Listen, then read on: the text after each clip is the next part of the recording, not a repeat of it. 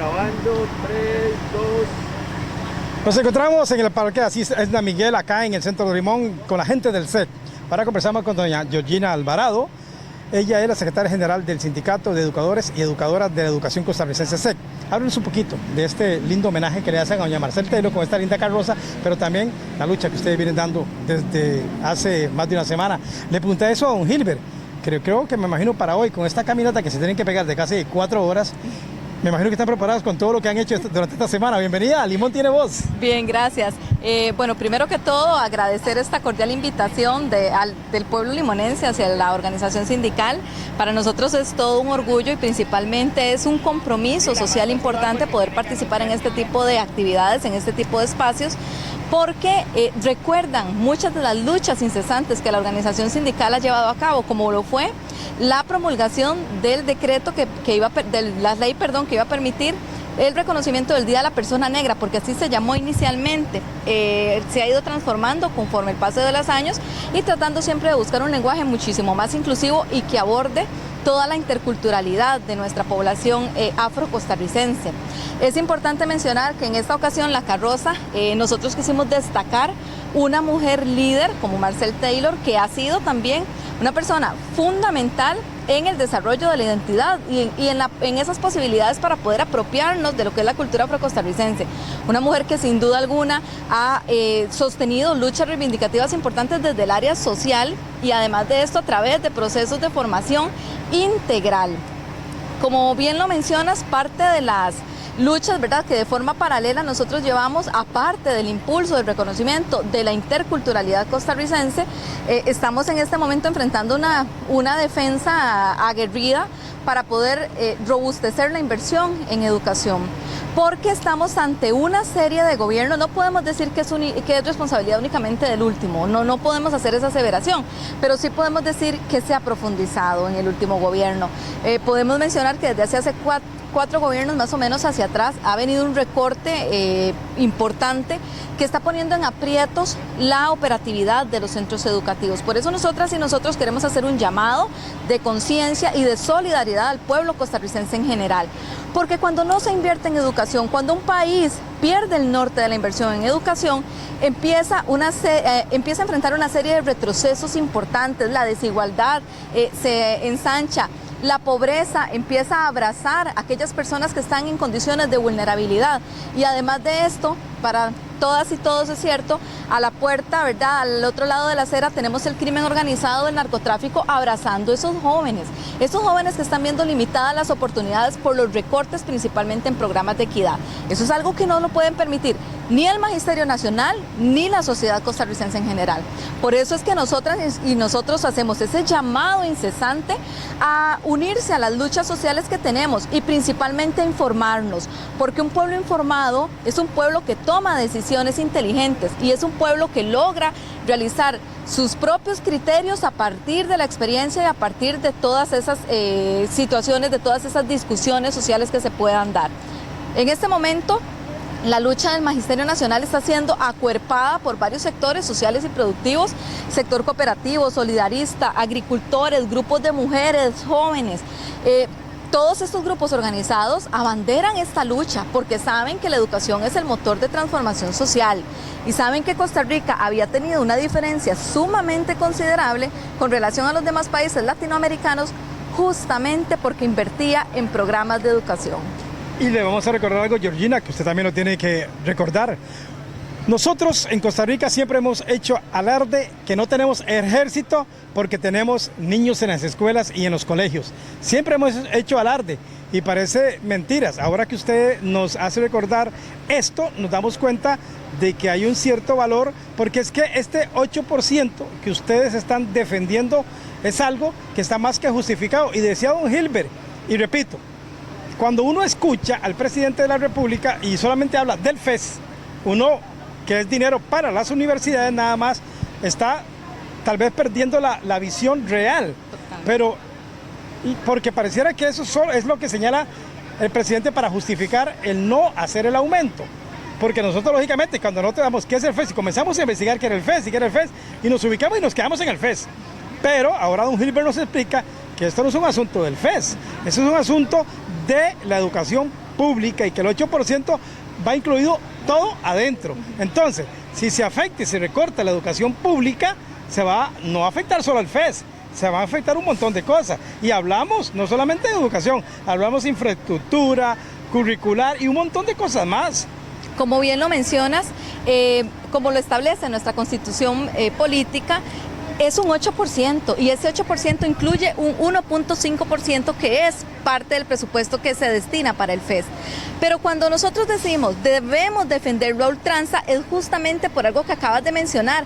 Costa Rica dejó de invertir en ejército, Costa Rica dejó de lado los conflictos bélicos y le apostó a la educación. Es por eso que se expandió el sistema educativo de nuestro país y que tenía una visión de universalización.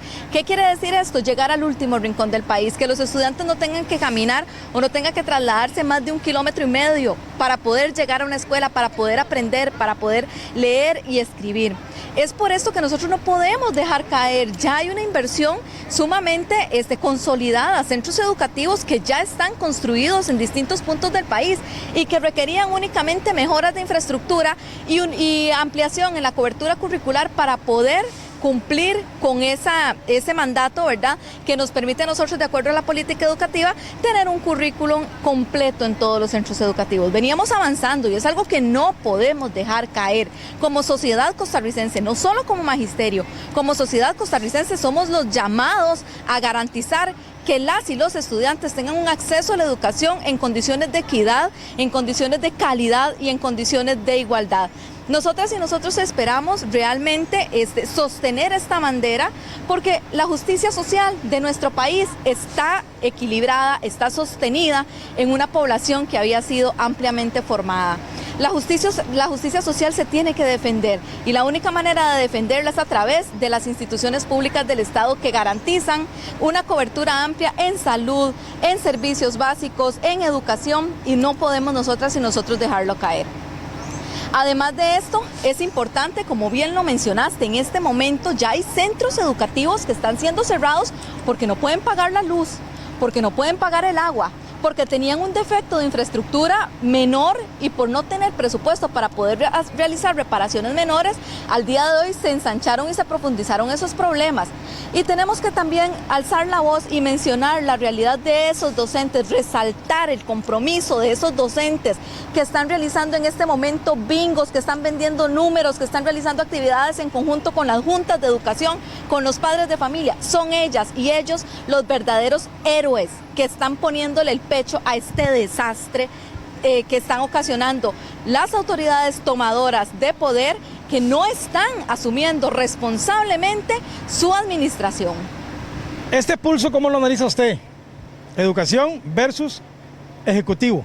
Porque yo le decía a don Gilbert que pareciera que van a ser 2 años convulsos porque el presidente no deja de insistir en cada conferencia de prensa. Ahora que estaba en Limón y hemos cubierto toda la gira, hemos visto de que el presidente sigue hablando de lo mismo. Incluso hace alarde de que es el primer gobierno que se le para, como dicen, a los rectores de las universidades a no aceptarle ese aumento que están solicitando, porque repito, solo se hablan del FES, no hablan de nada más. Entonces, lógicamente, yo le decía ahora a don Gilbert, en el caso mío particular, ya y si yo estoy en gira con el presidente, miércoles, jueves, viernes, sábado, y escucho solamente hablar del FES, ya ahí, dice, hay un dicho que dice, miente, miente que algo queda.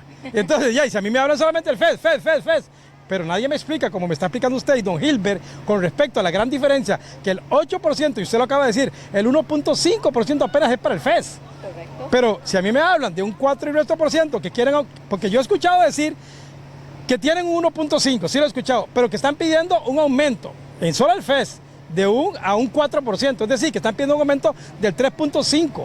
Para que el FES quede en un 4%. Es lo que hemos escuchado en todos estos días, hablando del FES.